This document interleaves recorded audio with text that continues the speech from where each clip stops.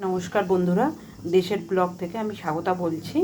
আজকে বানাতে চলেছি মুসুর ডালের চিল্লা। বিশেষ করে যারা ডায়েট করেন তাদের জন্য এই চিল্লাটা খুব উপকার। দেখতে থাকো কিভাবে আমি বানাতে চলছি। একটা মিক্সি বয়েল নিয়ে নিয়েছি, এটার মধ্যে মুসুর ডালটা দিয়ে দেবো, দিয়ে পেস্ট করে নেব। পেস্ট করার সময় আমি 2 টুকরো আদা আর একটা কাঁচা লঙ্কা মাঝখানে ফাটিয়ে এর মধ্যে দিয়ে দেবো, দিয়ে এবার পেস্ট করে নেব। মুসুর ডালটা আমার পেস্ট হয়ে গেছে, একটা জায়গায় তুলে নিয়েছি। এবার এটাকে মিক্স করব, কী কী মশলা দিয়ে মিক্স করি দেখতে থাকুন।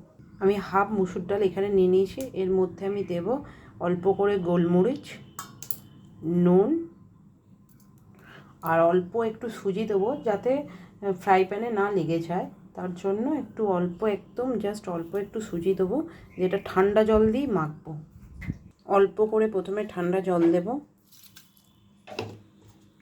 দিয়ে এটাকে ভালো করে মাখিয়ে নেব, যাতে খুব পাতলাও না হয়ে যায়, খুব মোটাও না হয়। মাখানোর পর আমি দেখাচ্ছি কীরকম ব্যাটারটা থাকবে। খুব ভালোভাবে ফাটিয়ে নিতে হবে। দেখুন এইভাবে ফাটিয়ে নিতে হবে। এই দেখুন, আমি খুব পাতলাও করিনি আবার খুব মোটাও করিনি, মিডিয়াম রেখেছি। এবার একটা ফ্রাই প্যান নিয়ে নিয়েছি, এর মধ্যে তেল দেবো, একদম অল্প তেল দেবো। ফ্রাই প্যানের মধ্যে 2 ফোঁটা তেল দেবো। ব্যাস, এই তেলটা একটু ব্রাশ করে নেব।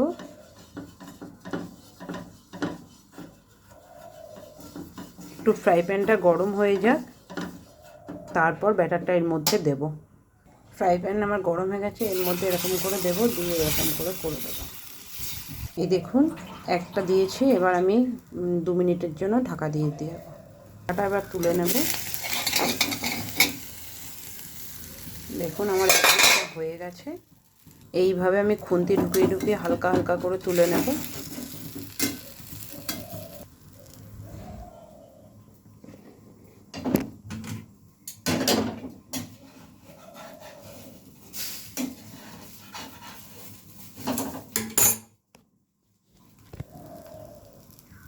এই দেখুন একদিকটা হয়ে গেছে, এই দিকটা উল্টিয়ে দেব। যেহেতু আমার সুজিটা দেওয়া আছে তাই উঠে গেল, একদম অল্প তেল দিয়ে করা আছে তো। এই দিকটা হয়েছে, দিয়ে একটা থালায় আমি তুলে নিচ্ছি। দেখুন আমার পুরো রেডি হয়ে গেছে, এবার এটা একটা থালায় তুলে নেব।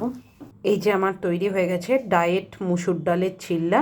এর সঙ্গে আপনারা রায়তা করে নিয়ে খেতে পারেন। যেহেতু আমার কাছে টক দইটা নেই, তাই আমি অল্প করে একটু শসা কেটে নিয়েছি। তো ব্রেকফাস্টে খেতে পারেন, ডিনারেও পারেন, আবার আপনারা লাঞ্চেও পারেন। বিশেষ করে যারা ডায়েট করছেন তাদের জন্য খুব ভালো একটা পেট ভর্তি করা খাবার।